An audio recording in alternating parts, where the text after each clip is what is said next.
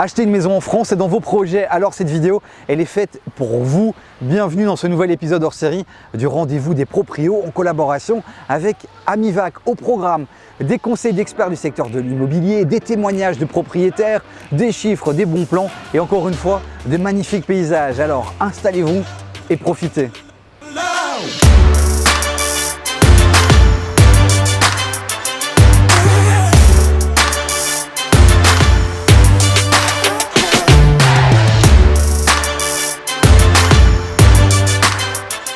La France, pays riche pour la diversité de ses paysages, pour son climat attrayant et sa gastronomie réputée. C'est plus de 80 000 biens qui sont aujourd'hui entre les mains de propriétaires belges. Un chiffre qui ne cesse de gonfler. Les Hauts-de-France, l'Occitanie et la Provence-Alpes-Côte d'Azur sont les régions les plus prisées. La Côte d'Azur, justement, nous y sommes. Saint-Tropez, Cannes, Nice, la côte, mais aussi l'arrière-pays. De nombreuses belles opportunités encore à réaliser. Alors sans plus tarder, partons à la rencontre de 3 personnalités et professionnels du secteur de l'immobilier français. Mais d'abord, présentation d'Amivac, notre partenaire, et peut-être bientôt le vôtre aussi. Vous êtes propriétaire ou vous comptez le devenir, vous faites de la location. Il y a un partenaire à côté duquel vous ne pouvez pas passer, c'est Amivac. Votre défi, ce sera de vous faire connaître, de sortir du lot sur Internet pour louer un maximum de nuitées de votre bien immobilier. Avec Amivac, plusieurs avantages. Le premier, vous allez pouvoir bénéficier déjà d'une communauté existante qui tous les jours cherche des biens pour pouvoir profiter de belles vacances. Le deuxième avantage, c'est qu'en quelques clics, vous postez votre annonce et elle sera redistribuée sur plusieurs plateformes. Troisième avantage, vous rentrez en contact directement avec votre hôte. Pas de service automatique. Vous allez pouvoir discuter, voir le profil de la personne et décider si oui, il convient à votre logement. Et le dernier avantage, c'est l'aspect financier, le prix. Là où les autres prennent une commission, Amivac, eux, c'est un abonnement. Et je vous le dis, potentiellement, dès la première réservation, votre abonnement est peut-être déjà rentabilisé. La seule chose maintenant que je vous conseille de faire, c'est d'aller visiter le site internet d'Amivac et avec notre code RDV15, profiter de 15%. Maintenant que les présentations sont faites, je vous propose de démarrer l'épisode et d'aller directement à la rencontre d'Axel, notre agent immobilier.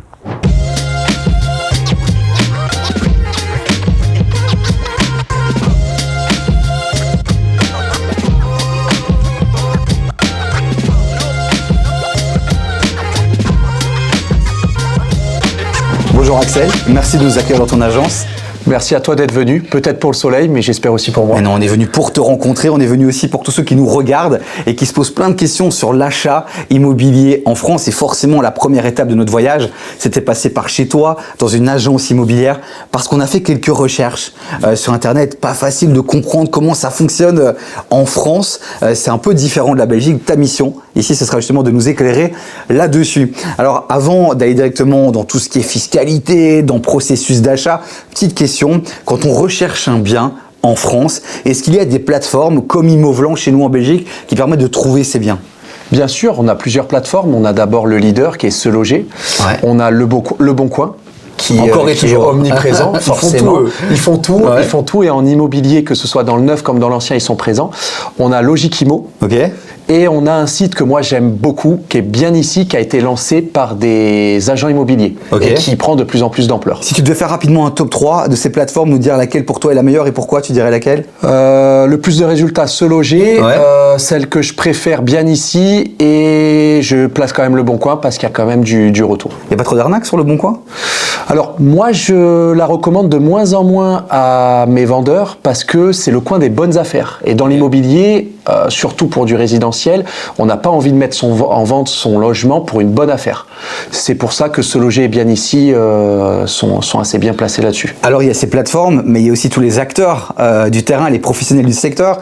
Alors en France, on l'a découvert en Espagne aussi, il y a le concept de chasseur d'appart. Alors il y a des agents immobiliers, il y a des chasseurs d'appart, il y a des agences internationales, il y a des agences locales. Aide-moi à y voir un peu plus clair. Le chasseur d'appart, en fait, son rôle, c'est de venir définir les critères de son client, de savoir ce qu'il veut, ce qu'il veut pas, avoir la sensibilité de comprendre dans ce qu'il dit pas, de comprendre ce qu'il veut vraiment, et après de lui proposer des biens. Moi, ce que j'adore raconter quand on parle de chasseur d'appart, c'est la phrase qui ressort souvent quand on lui a trouvé un appartement au client et qui nous fait énormément plaisir, c'est « Si vous m'aviez envoyé l'annonce, j'aurais pas visité, et là, finalement, je suis très heureux d'acheter cet appartement et d'y vivre. » Toi, tu es agent immobilier. Mais tu me disais aussi en off que tu étais aussi chasseur d'appart. Aujourd'hui, moi, je suis sur Internet, je veux préparer mon petit voyage ici dans le sud de la France. Je tape chasseur d'appart, je tape agent immobilier, je tape quoi? Chasseurs d'appart, alors il y a des agences qui se font appeler chasseurs d'appart. Moi je dirais qu'il faudrait aller chercher un acteur majeur de la ville que tu as ciblé. Par exemple ici, nous on est à Saint-Laurent-du-Var. Sans prétention aucune, je pense être un acteur majeur, c'est de contacter notre agence et de leur dire, voilà, je recherche, j'aimerais être pris en main. Parce qu'on a beaucoup d'acheteurs qui ne veulent pas être pris en main aussi, qui ont vu un appartement, qui veulent visiter que cet appartement. Donc le conseil que je donnerais, c'est sélectionner la ville où vous souhaitez vivre ou aux alentours et renseignez-vous sur qui est l'acteur local, l'acteur majeur, le professionnel qui pourrait vous accompagner dans les démarches de cette commune. Et alors c'est quoi ça, ces agences internationales? Quand on fait des recherches, on voit régulièrement des sites, des articles qui disent vous devez contacter une agence internationale. Alors, l'agence internationale, on va vouloir la contacter pour un aspect fiscal aussi. Okay. Un aspect fiscal qui nous explique, j'ai pas la même fiscalité dans mon pays, j'ai besoin de conseils. Et puis, il y a des agences qui sont spécialisées en clients belges, en clients anglais, en clients allemands, avec les codes, puisqu'il y a des codes, comment s'adresser à eux, comment comprendre leur recherche et comment les conseiller fiscalement et juridiquement. Donc ils ont une expertise peut-être plus importante que toi, qui n'a pas l'habitude tous les jours de rencontrer des Belges. On va dire ça, c'est peut-être un de leurs avantages. Oui. Et alors en off aussi, ce qu'on a appris, dis-moi si c'est vrai, c'est ton papa qu'on va rencontrer dans un instant, qui nous a dit que les agences internationales étaient aussi spécialisées dans des biens aussi plus luxueux, qui coûtaient beaucoup plus cher. Et que donc si on veut un bien plus ou moins à 200 000, 250, 300 000, valait mieux peut-être contacter une agence plutôt locale. Tu es d'accord avec ça? Tout à fait, tout à fait. Okay. Après, moi je reste sur la passion du métier. Okay. Une personne qui est passionnée, qui a envie d'accompagner des clients, que ce soit belge, allemand, anglais, il a un bon réseau autour de lui, qu'il a envie de travailler, il se renseigne et il pourra accompagner son client de la manière la plus optimale quand même. Ok, je sais sur quelle plateforme aller, je sais quels sont les acteurs locaux que je dois contacter. Maintenant, allons-y, je suis prêt à acheter. Quel est le processus d'achat? Qui on rencontre en Espagne, par exemple, pour ceux, et on vous invite à aller regarder l'épisode qui est en ligne là maintenant, l'avocat, il a un rôle important. Chez vous, comment ça se passe? Déjà, la base, s'il vous plaît, c'est d'aller voir un courtier en financement ou un banquier. Et c'est la même chose en Belgique. Voilà, c'est de savoir quel budget on a pour pas être déçu. Ouais.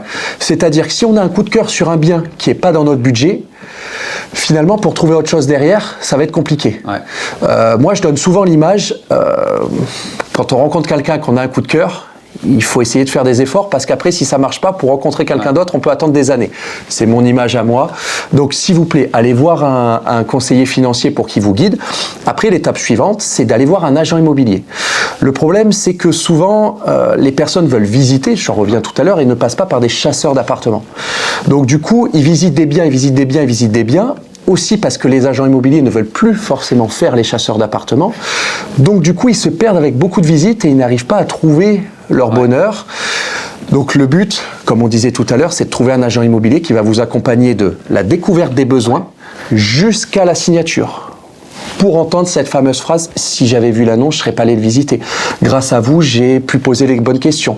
Et les honoraires qu'on peut payer, soit sont pris en charge dans le prix, ce qui est souvent le cas, et ben on se rend compte que finalement, on l'a gagné ensuite en évitant quelques pépins. Alors je fais une petite pause, je reviens sur passer la porte d'un courtier. Vous pouvez aussi aller voir une banque en France, puisque les banques françaises permettent aussi, comme les banques espagnoles, aux Belges de pouvoir financer leurs biens directement. Alors forcément, toujours, comme il y a un peu plus de risques, il y a un apport propre qui est peut-être plus important à faire si vous passez par une banque belge. En moyenne, les banques vont demander entre 10 et 20% d'apport. Ouais. Après, tout dépend le statut de la personne, le statut du couple, l'épargne de la personne. Ça dépend, mais aujourd'hui, des financements, ce qu'on appelle à 110% frais de notaire inclus, c'est devenu très très très rare, très compliqué. 10-20%, ça va, parce que vraiment dans l'épisode à Valence, 40% d'apport propre pour convaincre une banque espagnole. Si on demanderait 40%, c'est que ça serait un profil avec des revenus pas très stables. Mais alors, c'est peut-être notre région qui veut ça, je sais pas. Moi, je connais que ma région. En tout cas, on dit entre 10 et 20%, c'est ce qui est demandé. Le courtier, l'agent immobilier, j'ai trouvé mon bien, je veux l'acheter, on va où après? On va voir qui. J'ai trouvé mon bien, déjà, est-ce que l'agent immobilier s'occupe du compromis de vente ou pas? En fait, il y a un compromis de vente, c'est-à-dire que c'est une promesse d'achat où on met sur un document juridique les accords entre les parties, qui vont permettre, ce document-là va permettre ensuite de demander un financement à la banque. Moi, je pars du principe que c'est à l'agent immobilier de faire ce document, c'est son métier, c'est à lui de s'en occuper. Si c'est pas le cas, on va chez le notaire, on signe ce document. Grâce à ce document juridique, on peut après commencer les démarches pour le financement. Et à ce moment-là, on verse un acompte. Okay. On verse un acompte, en moyenne on parle de 5% du prix, qui permet que si la personne n'a pas le financement, elle récupère son acompte. Si l'acheteur n'a pas le financement, il récupère son acompte. S'il a son financement mais qu'il ne veut plus l'acheter, parce que pour X ou Y raisons qui lui sont propres, il perd son acompte. Je t'arrête. Si l'agent immobilier ne veut pas faire le compromis et que je dois passer par le notaire, ça veut dire que le notaire va me demander plus cher? Ça dépend. Ça dépend des notaires, ça dépend des études notariées, parce que on a terme juridique, on a soit le compromis de vente, soit une promesse de vente. La promesse de vente, ça permet de l'enregistrer auprès des hypothèques, et là c'est payant. Pas mal de notaires, et ce que je peux comprendre, préfèrent faire les promesses parce qu'il y a plus de sécurité juridique et pour se faire rémunérer suite à ce travail. Ce que je peux comprendre, parce que ça doit rentrer dans les honoraires, c'est compris dans les honoraires et ça doit rentrer dans les missions de l'agent immobilier. Si c'est un travail qu'on donne en plus à un notaire, mais certains ne le font pas payer. Et si l'agent immobilier ne le fait pas, même chose, ça veut dire que la commission, on l'a pas encore dit, elle est de combien généralement pour un agent immobilier? En moyenne, elle est de 5%, mais on a plein d'acteurs. On a plein d'acteurs différents. On a des personnes sur une stratégie low cost, comme dans tous les commerces, comme dans tous les pays, où on peut avoir du forfait à 2,5%, mais dans ces cas-là, ils ne font pas toutes les mêmes prestations. Oui, c'est ça que j'allais te dire. Voilà, c'est ça. D'autres prestations commerciales ne sont peut-être pas forcément prises en compte, mais en moyenne, pour un travail complet de la mise en vente jusqu'à la rencontre de l'acheteur avec le compromis, il faut compter 5%. Donc, ce que je retiens dans ce que tu dis, c'est que quand on va chercher cette agence avec laquelle on veut collaborer, on va demander forcément la commission parce que c'est directement ce qu'on demande, mais s'assurer aussi des services par rapport à cette commission. Et c'est là qu'on va voir aussi, peut-être que quelqu'un va dire 3%, mais il va pas s'occuper du compromis. Et donc la différence de 2% sera peut-être reportée sur les frais de notaire. Okay. Peut-être pas les frais de notaire parce que c'est pas une telle différence, mais ce que je pose comme question, moi, mon client vendeur qui me dit vous êtes à 5, le concurrent est à 3, alignez-vous.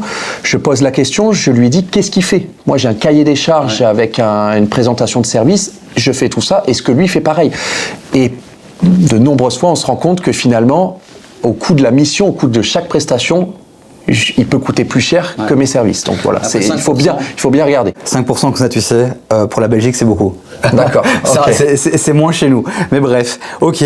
Après, libre à, pardon, je te coupe, mais libre à chacun en fonction de ses besoins. Il y a des personnes, il y a des forfaits qui ont vu, qui sont apparus, pas chers, mais c'est les propriétaires qui faisaient eux-mêmes leur visite. Et nous, chez nous, les forfaits, par exemple, ça arrive seulement maintenant et c'est encore très très rare, alors que chez vous, c'est un peu plus répandu. Ok, on a l'agence immobilière, imaginons, on passe chez le notaire. C'est quoi la suite de l'aventure? La suite, c'est l'accord du financement, s'il y a crédit. On peut aussi acheter sans financement. On attend l'accord de crédit. Ce qui va se passer, c'est que la banque va nous transmettre les offres de prêt. Un document qu'on reçoit par lettre recommandée, on doit laisser passer un délai de 10 jours. Ok. Pendant lequel on ne doit pas répondre. C'est un délai de rétractation pour lequel on peut refuser les offres. Une fois qu'on a passé ce délai de 10 jours et les offres nous conviennent, on transmet ça au notaire et après, il n'y a plus qu'à fixer le rendez-vous. Alors la question que j'ai envie de te poser, c'est le délai entre le moment où le compromis se passe et le moment où j'ai les clés. Eh bien, déjà, au moment où on fait l'offre, au moment où on visite, on fait l'offre, si l'agence fait le compromis, il faut compter 1 semaine à 10 jours pour faire le compromis, pour avoir les documents du syndic de copropriété. Je sais pas... On a ça chez nous aussi. Ouais, ça, parce que je voulais pas passer pour un imbécile, mais du coup, c'est parfait. Je réfléchissais. Pour avoir les documents de la copropriété, un notaire met un peu plus de temps. Un peu plus de temps, il faut compter 20 à 30 jours pour signer un compromis. De là, la plus-value d'un agent immobilier pour assurer acheteur et vendeur de signer. Après, on a un délai de rétractation. Quand on achète en tant que particulier, un professionnel n'a pas ce délai de rétractation, mais un particulier, oui. C'est-à-dire que le jour où il signe le compromis, soit il y a un envoi par lettre recommandée des documents du syndic, soit remise en main propre le jour même, et il a 10 jours pour se rétracter.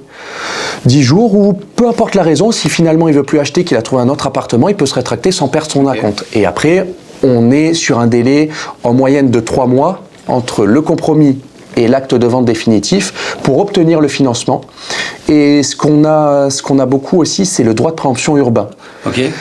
En 2 mots, c'est quoi? En 2 mots, c'est que la mairie peut acheter le bien en lieu et place de l'acheteur. Ah, ça c'est étonnant ça.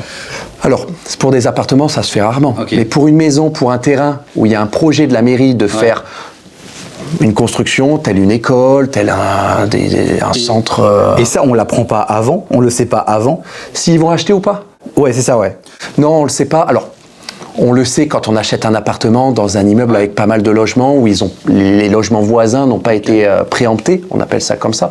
On le sait pas forcément, mais on le sent arriver. Ok, donc il faut quand même rester calme parce qu'il y a encore ce droit de préemption de la mairie qui peut intervenir. C'est ça. Et donc globalement après, combien de temps? Donc on est entre le compromis et la vente, on arrive à 3 mois. Et après, il y a une chose importante quand on arrive chez le notaire qu'il faut faire, c'est ouvrir le champagne à la vente définitive. Mais là, ça va très vite généralement. Ça prend pas trop de temps. Pas trop. Ça va pas aller très vite. Ok, bah, je retiens plus ou moins 3 mois. Dernier chapitre qu'il faut absolument voir avec toi, c'est celui de la fiscalité. Parce que c'est très bien. On voit que globalement, donc, si on additionne tous les frais de tous les intervenants, on est autour des 7,5%. 7,5%. Alors, moi, j'aime pas dire, c'est pas parce que j'ai des amis notaires, mais j'aime pas dire frais de notaire parce qu'ils aiment pas ça. C'est la taxe. C'est la taxe quand on achète, puisqu'il y a 5 à 6% sur les 7,5% qui représentent une taxe. Pour le service de la publicité foncière, c'est l'enregistrement de l'acte pour acter qu'on est bien propriétaire. Les droits d'enregistrement chez nous. Les droits d'enregistrement, exactement. Des taxes communales, des taxes départementales, des taxes nationales. Okay. Et après, il reste les honoraires du notaire. 1 à 2%. 1 à 2%. Voilà. Parfait. Donc 7,5%, c'est plutôt pas mal. Et quelles sont les autres taxes annuelles liées à l'achat d'un bien immobilier en France? Alors, on a la taxe foncière. Ok. Pour les propriétaires, c'est une taxe qui est calculée sur la valeur du bien, sur sa localisation, sur sa superficie. Un petit détail que peu de gens savent, par exemple, une taxe foncière peut être différente si on a une douche plutôt qu'une baignoire. Ok.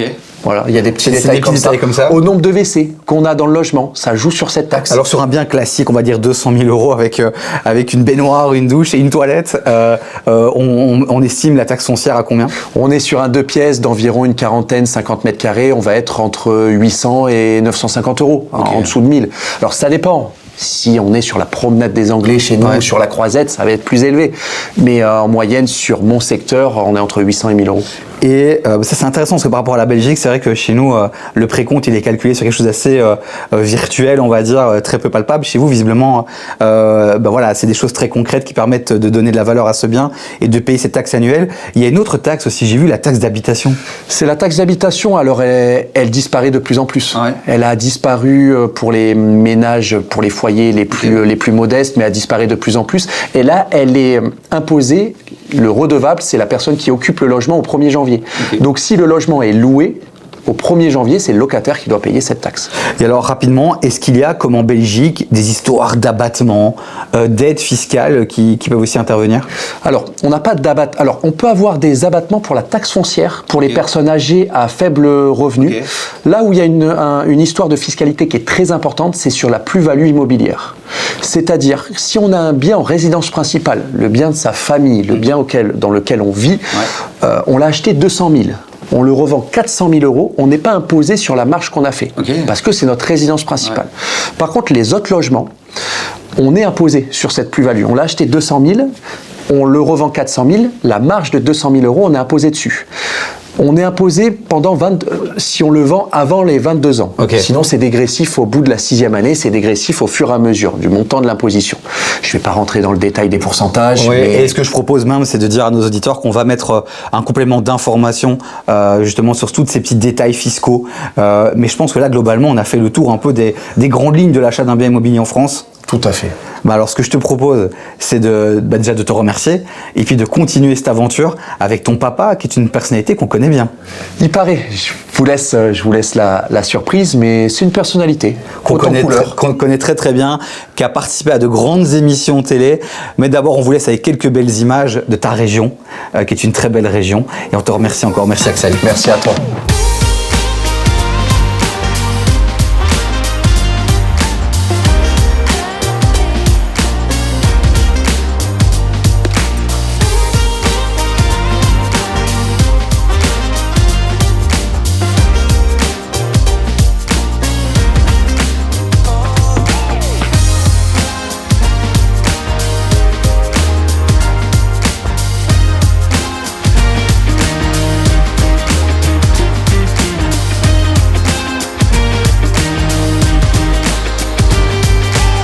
On continue avec un personnage emblématique de Koh-Lanta, mais surtout un passionné d'immobilier. Bonjour Pascal. Bonjour David. Merci d'avoir accepté l'invitation, c'est un plaisir de te retrouver.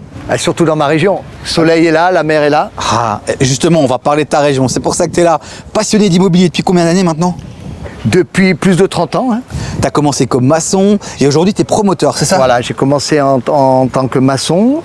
J'ai commencé à 18 ans et que j'aime dire, j'ai mal tourné, je suis devenu promoteur immobilier.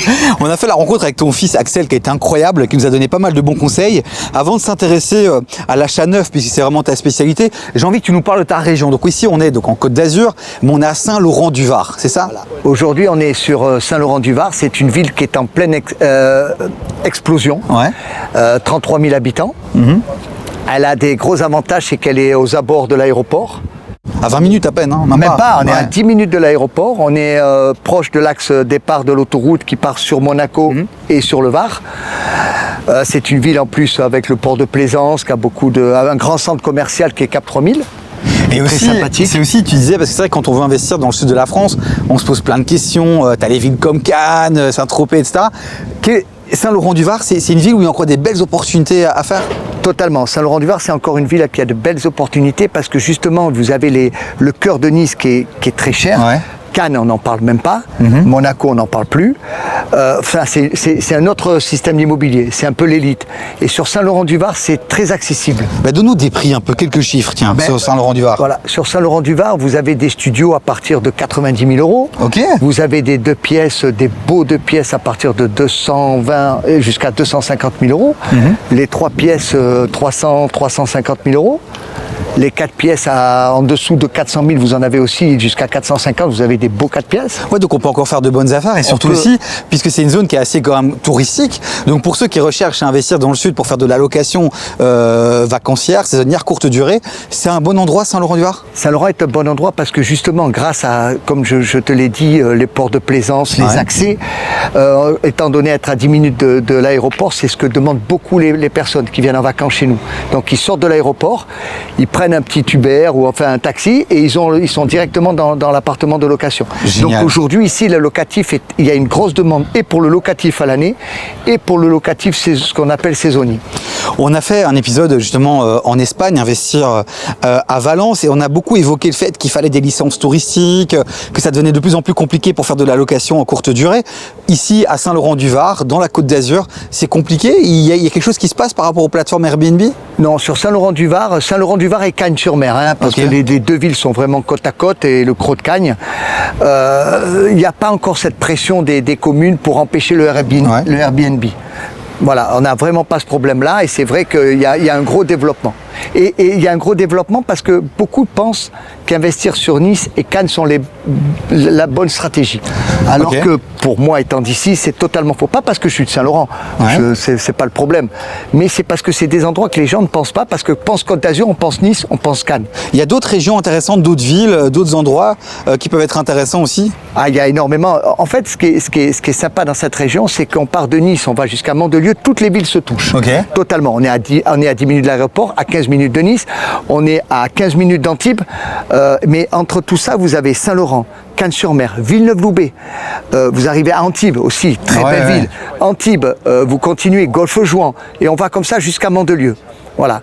Et donc toutes ces villes, mais comme Villeneuve-Loubet, Cannes-sur-Mer et Saint-Laurent, moi j'aime bien ces trois villes parce qu'elles sont pas surcotées. Et elles sont un peu encore inconnues. Et les gens qui veulent investir de l'étranger n'y pensent pas.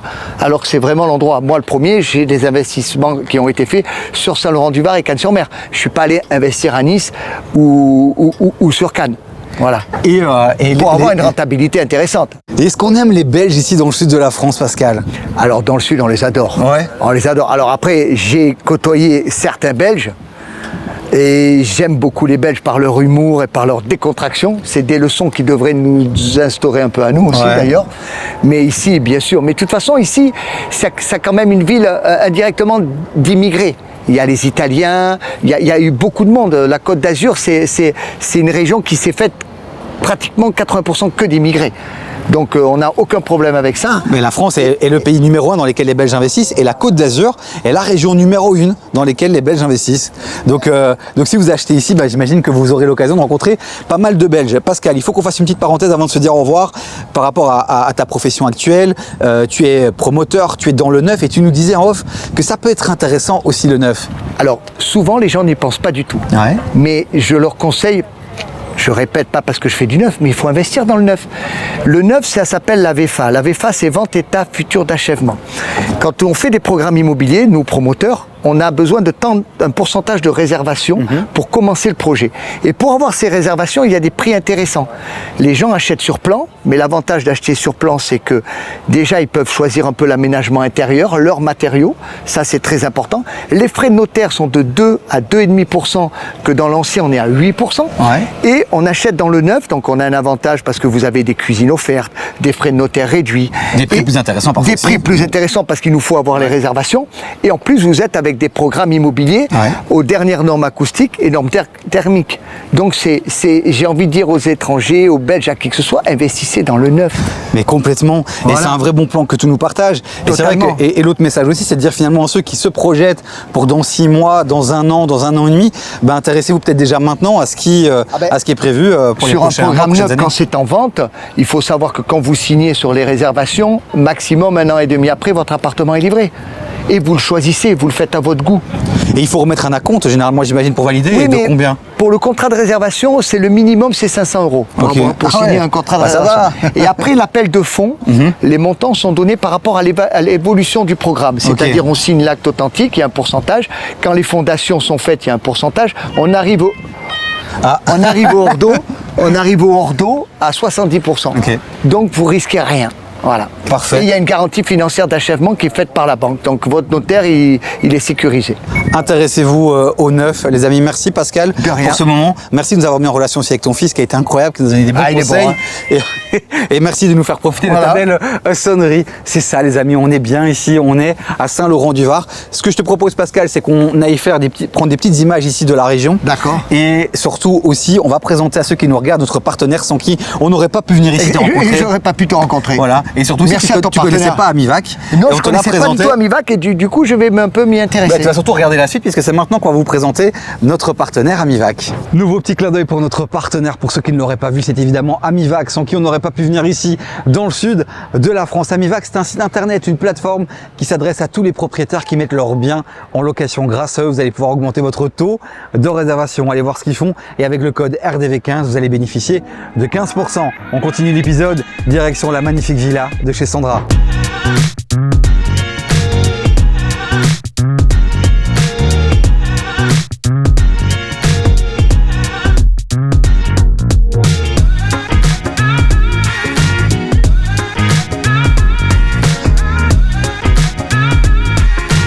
La location saisonnière ne s'improvise pas, c'est pour ça qu'on est allé à la rencontre de Sandra, une professionnelle de la location courte durée. Bonjour Sandra. Bonjour David. Merci de nous accueillir chez toi dans une des villas Avec que tu plaisir. mets en location justement Tout à fait. sur la plateforme de notre partenaire Amivac. Exact. Mais on y reviendra tout à l'heure. Alors Sandra, D'accord. si on a voulu te rencontrer, Ouais. c'est parce que les gens qui cherchent à faire comme toi se posent de plus en énormément plus. de questions, vraiment beaucoup. Et donc on compte sur toi pour partager un maximum de bons plans, Bien de sûr. bons conseils pour tous ceux qui nous regardent. Bien sûr. Alors Sandra, la première question que j'ai envie de te poser, c'est si tu avais face à toi quelqu'un Ouais. qui a envie de faire comme toi, Ouais. se professionnaliser dans la location courte durée, Ouais. tu lui dirais quoi?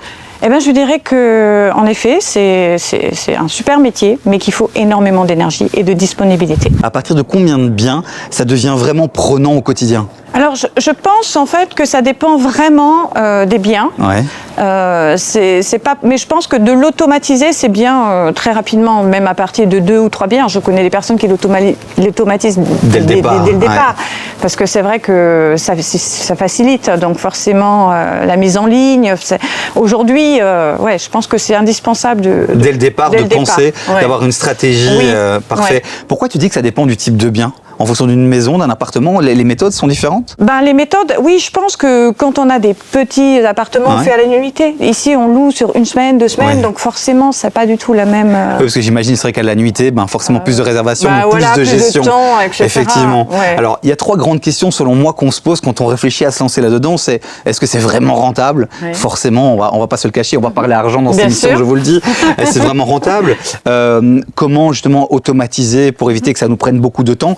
Et alors, la 3e question aussi, c'est comment faire en sorte que ça se remplisse? Alors, effectivement. Je vais reprendre la première question, c'est est-ce que c'est rentable? Alors, c'est rentable, c'est une question qui est vraiment intéressante. Moi, j'ai envie de vous dire, ça va dépendre de 3 paramètres. Ça peut être rentable, bien évidemment. Mais la première, ça va être bien acheté. Alors ça, c'est la règle numéro 1, parce que forcément, vous ne pourrez jamais avoir un bon rendement si vous n'achetez pas bien. Ça, vous ne pourrez jamais vous... Alors, quelques conseils sur bien acheter. Ça veut dire quoi, bien acheter? Alors, bien acheter, ça veut dire déjà savoir où acheter, l'emplacement. Pour bien acheter, il faut déjà connaître au mètre carré. Et alors après, comment on fait? Bien évidemment, nous, ça va très vite parce qu'on a l'habitude. Bien évidemment, on connaît le marché, on sait combien ça se vend, etc. Et puis après, on a une règle de base de calcul qui est facile. En termes de rendement, on se dit que cette maison, elle vaut 1 million.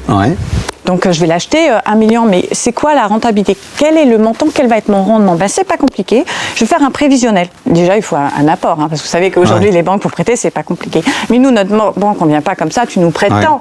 On fait un montage financier, donc on fait un prévisionnel, on argumente, etc., etc. Donc, en effet, le prévisionnel, il vient sur, on prend l'année, on prend un calendrier, on se dit ce mois, ça va se louer tant, ce mois, ça va louer tant, etc., etc. Ici, la saisonnalité est très large par rapport à l'île de Ré. Vous voyez, l'île de Ré, ça va toucher une saisonnalité de, un taux de remplissage de 50% au mois d'avril, mai on est bien, et juin on est sur complet, juillet, août complet. Oui, c'est ça, j'allais vous demander, c'était quel est le taux moyen finalement que vous prenez en considération quand vous faites votre prévisionnel? Pour être en rendement, il faut être sur un TO minimum de 50%. Si vous n'êtes pas à 50%, vous aurez du mal. Et surtout les biens que vous avez, là où je voulais vous dire, c'est là pour finir, je m'excuse, vous m'arrêtez si je parle beaucoup, mais c'est vrai qu'en fait, 1 million, on se dit, tiens, 1 million, on se dit, on fait le calcul. On dit, on va faire 50 000 de chiffre d'affaires. Vous faites un multiplicateur de 100, en fait, tout simplement. Donc, ça vous fait un rendement de 5%. Donc, on sait qu'on a un rendement brut. Après, il faut déduire les charges, bien évidemment. Mais je trouve que 5%, ça peut être intéressant. Et ça peut, mais par contre, il faut, dans ce cas-là, ça peut se faire que si il y a trois choses, vous l'avez dit, le taux de remplissage. Donc, on a dit le taux de remplissage, l'emplacement, bien acheté. Ça, c'est les règles. Ok, bien acheté, Sandra, on l'a compris. Mais tu voulais revenir encore sur la localisation. Pour toi, c'est vraiment important de bien choisir son lieu. C'est bien important. Et après, on ne touche pas les mêmes clientèles de fonction des lieux. Parce que je le vois bien. Souvent, je dis, tiens, mes clients de l'île de Ré, je vais essayer de les faire venir ici. Mais c'est compliqué, en fait. On se rend compte que ce n'est pas la même clientèle. On ne doit pas communiquer de la même façon. Vous voyez ce que je veux dire? Donc en plus, il faut vraiment... Il y a plein de choses. Et puis alors ici, c'est vrai que nous, on a vraiment investi ici parce que c'est très sauvage, c'est resté très préservé. Vous voyez, on a les îles. Donc quand on aime la mer, se baigner, les sports nautiques, on a un spot à l'Almanar, ce qui est mondialement connu pour le kitesurf. Notamment, on a le Tombolo, c'est ce qui sépare, c'est les 2 bancs de sable que vous voyez qui séparent ici la presqu'île du continent. On a Porquerolles qu'on voit juste au bout. Et on a Porquerolles qui offre la faune et la flore, juste incroyable. On a des eaux translucides. Moi, je me baigne avec une eau qui est plutôt à 27 degrés l'été, avec plein de poissons, etc. Donc on est dans un côté très sauvage. La presqu'île de Gien est restée très préservée, peu de construction.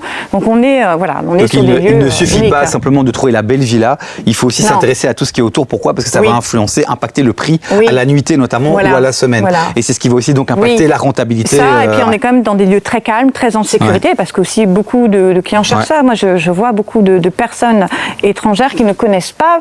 Ils voient la Côte d'Azur, ils ont un peu peur parce que voilà. Mais non, c'est le côté très préservé de la Côte d'Azur. Alors, vous êtes plutôt de la team, je vais mettre un prix plutôt moyen, voire bas pour pas dire, pour essayer d'attirer la masse et donc arriver à 100% de taux de remplissage, ou vous êtes plutôt à vous dire, on va plutôt aller augmenter le prix? Non, alors honnêtement, je vais vous dire, j'ai pas trop de règles, je m'adapte au contexte. Je vous ai écouté, j'ai fait mon petit calcul, j'ai trouvé le bien, c'est parti, je me lance. Il faut maintenant que je remplisse. Comment vous avez fait pour gérer vos oui biens? Quels outils outils vous utilisez, sur quelle plateforme vous allez. Vous êtes partout ou vous vous focalisez sur une seule plateforme? Non, pas du tout. On est obligé d'être un petit peu partout pour plusieurs raisons. Déjà, on ne touche pas la même clientèle pour les mêmes biens. Ensuite, je pense que c'est bien d'avoir son outil. On a un channel manager qui relie notre site avec les autres plateformes pour qu'il y ait un prix, etc. Donc, Alors un channel manager, Sandra, pour ceux qui n'y connaissent rien, c'est quoi un channel manager? Un channel manager, c'est un outil. Un logiciel? Un logiciel. Une plateforme en ligne. Une plateforme en ligne qui va relier votre site internet avec vos tarifs et qui va les relier à Airbnb. Et ça permet donc pour les gens qui vont sur Booking, Airbnb, Amivac c'est un peu différent, on en parlera tantôt, mais ça permet d'avoir les mêmes prix partout et de tout centraliser. Mais pas que, ça permet aussi de... Oui, ça permet on met notre prix sur notre site internet et après on dit pour Airbnb tu vas faire plus 20, plus 25 pour Booking puisque c'est les commissions qui prennent. Ah oui, donc on peut mettre des prix différenciés en fonction des commissions des plateformes des uns et des autres. On dit à la plateforme, etc. Donc aujourd'hui il faut savoir qu'un channel manager c'est un super outil parce qu'il permet d'éviter la double réservation parce que ça c'est une catastrophe. Ça m'est arrivé une fois, plus jamais. Je veux pas de ça parce que vous pouvez pas. C'est pas possible d'avoir une double réservation. Mais par contre, il y a beaucoup d'inconvénients quand même. C'est qu'il y a d'énormes soucis de synchronisation. Vous savez, aujourd'hui, les logiciels. Nous-mêmes, on est encore investisseurs. On a créé une start-up qui s'appelle Open. On voit bien, c'est très difficile techniquement avec les synchronisations, avec plusieurs partenaires, avec plusieurs logiciels, de ne pas avoir d'erreur. Donc le message, tout le temps. Le message que vous voulez nous faire passer, c'est que oui, il faut trouver ce logiciel, cette plateforme, il y en a plusieurs, mais il faut faire attention à ce que la synchronisation se fasse bien pour éviter les doubles réservations. Mais pour le moment, il y a des bugs un peu dans tous. Je me suis un peu renseignée, etc. Je connais quelqu'un qui a 80 villas sur l'île de Ré. Il a changé je ne sais pas combien de fois de channel manager. C'est vraiment compliqué. Alors on fait quoi? Alors on le fait quand même. On le fait quand même, mais on évolue avec. Et il nous faut encore plus d'énergie. Et on met des garde-fous et on surveille. Parce que même, vous voyez, les sites Airbnb, par exemple, je vais vous donner un détail. Des fois, vous voyez, vous faites l'aperçu de votre annonce, mais elle n'est pas sur Airbnb. Vous la voyez pas. Vous êtes obligé de les appeler. Vous avez de la musique. Alors vous tombez sur des gens plus ou moins compétents des fois. Mais ça demande de l'énergie. Je ne sais pas combien de temps je passe dans mes journées à appeler une fois Airbnb, une fois Britel, une fois Booking, enfin mon channel manager. C'est mon quotidien en fait. Et je retiens aussi alors qu'il faut quand même éviter, vous parliez du Bon Coin, il y a beaucoup de gens aussi qui disent moi je vais démarrer pour bypasser un peu les commissions des plateformes, je vais aller sur Facebook ou autre plateforme, mais on voit que ça peut créer pas mal de problèmes dans la gestion au quotidien. D'où l'avantage de créer son site internet parce qu'au moins comme ça les gens ça les rassure, ils appellent la personne, on fait un FaceTime. Moi je dis toujours aux clients, venez on fait un FaceTime, je vous montre, on se voit. Et voilà, donc c'est important de prendre le temps aussi de discuter avec... moi j'adore, ça fait partie...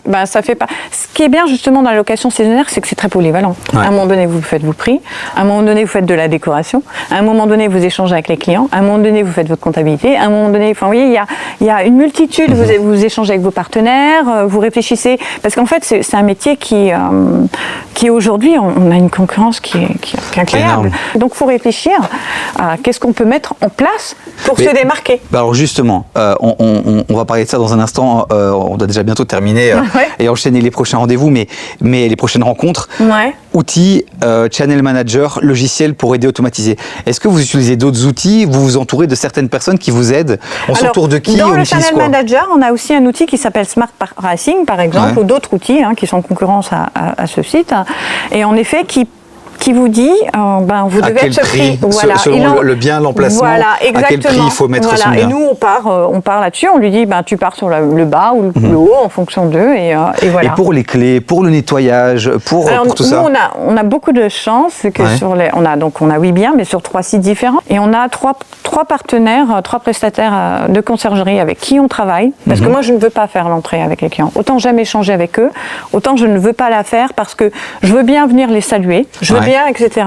Mais je veux pas être dans le... Alors déjà, quand on est sur ces biens-là, on dit, on vous donne 2 télécommandes, c'est important de les récupérer, vous avez l'enceinte de Vialet, vous voyez, ces petites choses-là, mais on va pas commencer à faire un inventaire, parce que c'est du consommable, les cuillères, les verres, etc. Vous voyez, mais une conciergerie, ça coûte de l'argent, ça fait diminuer le rendement. Est-ce que c'est pas plus intéressant de le faire comme un peu soi-même?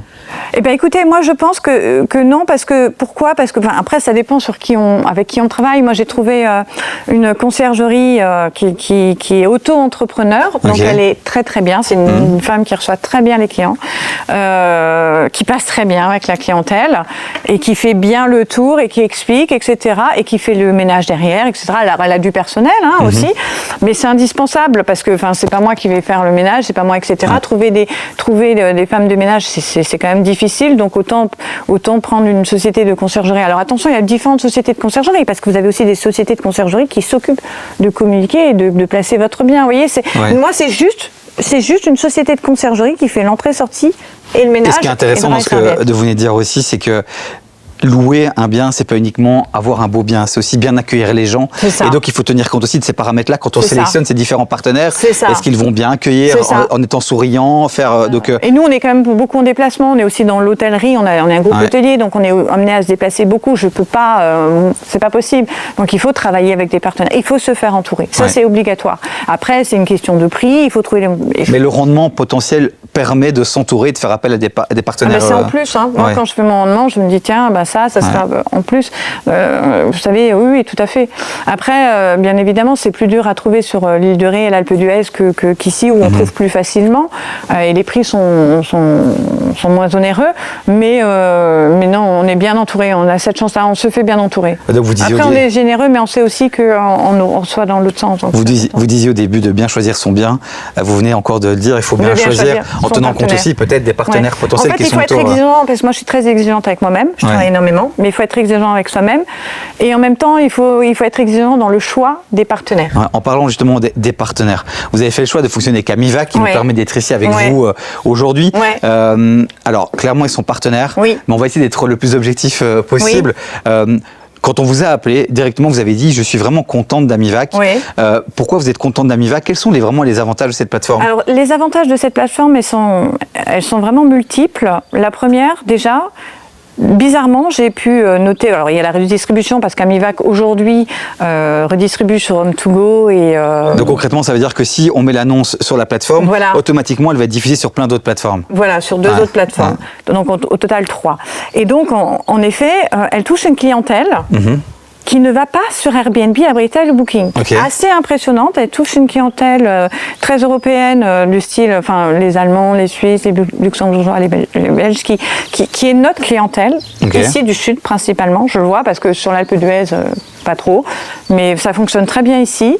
Et en fait, c'est très bizarre parce que vraiment, j'échange avec eux et ils vont que sur ces sites-là. Ils ne vont pas sur Airbnb, ils ne vont pas sur Abritel, ils ne vont pas ils vont que sur ces sites-là parce qu'ils ont besoin d'échanger et d'être assurés. Donc première chose, Amivac complémentaire aux autres plateformes puisque Amivac, d'après ce que vous nous dites, touche un autre public. Il y a quelque chose d'intéressant que vous venez de dire aussi, c'est qu'Amivac permet aussi de rentrer en contact directement avec l'hôte et donc ça vous permet aussi de sentir si la personne qui va venir ici prendra soin de votre bien. Et en plus de ça, ce qui est assez marrant, je ne sais pas si marrant c'est vraiment le bon terme, quand on est sur Airbnb ou Abritel, on est obligé de prendre la réservation automatique. Pourquoi? Parce que sinon on est totalement dilué. On est à la 105e page et à la 105e page, clairement, il n'y a personne qui vous verra. Et puis l'autre problème aussi, c'est que si finalement le profil de ceux qui ont réservé ne vous plaît pas trop pour X raisons, vous perdez des points si vous annulez la réservation. Ah oui, ça c'est donc évident. l'automatisation. On peut pas, mais moi j'annule jamais une réservation parce que sinon je suis plus super haute. Moi je suis super haute. Super haute, c'est les commentaires, c'est etc. Donc moi je veille. Et encore pour être super haute, c'est un investissement. Il faut faire des commentaires, il faut répondre, etc. Faut que tout soit parfait parce que vous savez, les clients, c'est comme tout le monde. Quand c'est très bien, ils ont du mal à le dire. Quand c'est mauvais, ils le disent. Quoi. Vous voyez ce que je veux dire? Donc, il faut être très vigilant. Amivac, c'est vrai qu'en effet, on a ce lien direct avec le client. Et en plus de ça, il va vous poser des questions qu'ils ne font pas les clients sur Airbnb à Abritel. C'est-à-dire qu'ils vont vous dire, écoutez, je vois que votre bien n'est pas disponible, mais je vous avoue, là, je vais vous donner un exemple tout bête. Cette villa, la semaine dernière, était pas louée, on l'avait pas louée au départ volontairement et je l'avais mise à la dernière minute, ouvert le planning à la dernière minute. Et j'ai une cliente d'Amivac qui me dit, écoutez, j'ai loué un bien, je suis vraiment c'est horrible, je peux pas rester, mais j'ai un budget limité, je sais que ce bien vaut tant, est-ce que vous pouvez me la laisser, etc. Il pose des questions, après vous faites pas, vous avez un échange que sur Airbnb ou Abritel, vous n'avez pas. Il n'y en a pas. Et ça, c'est vraiment bien. Bah, donc la redistribution, l'échange avec Ouais. la personne, c'est pour vous les deux gros avantages Ouais. de la plateforme Amivac. Totalement. Après, le seul inconvénient qu'il a, c'est que forcément, les prix, on ne peut pas les relier. Donc, il n'y a pas les prix à jour et on est obligé de mettre à l'annonce, attention, veuillez à vérifier. Mais sinon, je dirais qu'il n'y a que des avantages de travailler avec Amivac, puisqu'en effet, on a une clientèle qu'on n'aurait pas sur les autres sites et on a un échange qui permet de remplir son taux d'occupation. Et après, en effet, comme vous le disiez tout à l'heure, donc pour bien réussir, il faut être vraiment sur plusieurs sites. Et Amivac aide à faire ça avec son mécanisme de redistribution. Ouais. N'hésitez pas, vous aussi, si vous avez utilisé la plateforme Amivac, à mettre votre expérience en commentaire de cette vidéo. Sandra, on doit déjà terminer, te libérer. Si tu devais donner peut-être des derniers conseils rapidement en vrac à ceux qui veulent se lancer, tu dirais quoi? Les conseils, je dirais que c'est une conclusion de ce qu'on a dit, trouver les bons partenaires, être sur plusieurs sites, créer son site, ça c'est important. Si on peut communiquer, moi je sais qu'on a notre fille, à un moment donné, elle faisait un peu quelques publications sur Instagram, là elle n'a pas trop le temps parce qu'elle est responsable justement dans le digital. Mais il faut vraiment communiquer et il faut être visible. Alors un dernier petit conseil, c'est de lister sur un papier qu'a la société de conciergerie, que les clients signent à l'arrivée, mais qu'elle lit avec les vacanciers en mettant fermez bien la piscine pour que la piscine reste chauffée, laissez le robot dans l'eau pour que veillez à ce qu'il y ait suffisamment d'eau dans la piscine, on explique ça, fermez les parasols parce qu'on risque de vent, ça risque, vous voyez, un parasol peut voler, ça peut être dangereux, etc. Donc voilà, c'est ces petites choses-là et je trouve que c'est bien. Et ce qui est intéressant, ce que vous dites là maintenant, c'est donc lister les problèmes, c'est très bien. Alors souvent, c'est pour éviter qu'il y ait des problèmes, c'est lisser les instructions de la villa pour que les vacances des vacanciers se passent au mieux. Et souvent, on va laisser ce document dans l'appartement.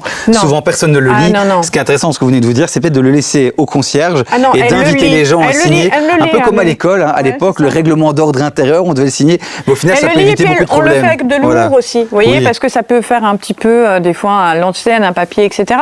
Mais c'est des choses qui restent quand même importantes. Parce que c'est vrai qu'aujourd'hui, on est des matières, ils lisent tout, mais c'est important de le lire avec eux pour qu'ils en prennent conscience. Et puis ça contribue à la confiance aussi. Oui, c'est important, tout à fait. Donc voilà, c'est un très bon conseil qui peut éviter pas mal de problèmes.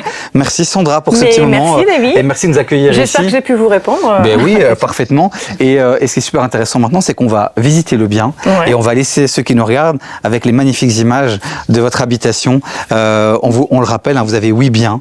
Vous êtes adorable et donc on mettra le lien en commentaire de la vidéo. Très bien. Votre site internet, on invitera tous ceux qui nous regardent à aller checker. Merci et en espérant beaucoup. qu'ils viennent passer un bon moment ici. Merci David. On fait ça? Merci Sandra, belle journée.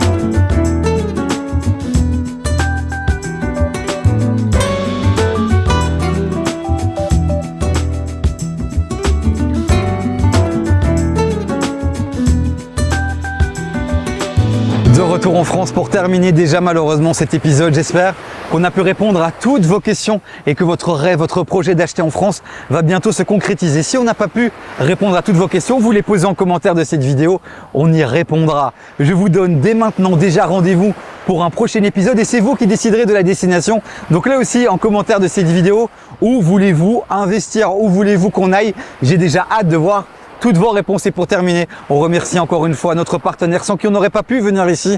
C'est Amivac, la plateforme de tous ces propriétaires qui font de la location. Allez voir ce qu'ils font et surtout bénéficier grâce à notre code promo de 15% RDV15. Les amis, je vous dis à très bientôt sur notre chaîne YouTube pour un prochain épisode. Ciao, ciao.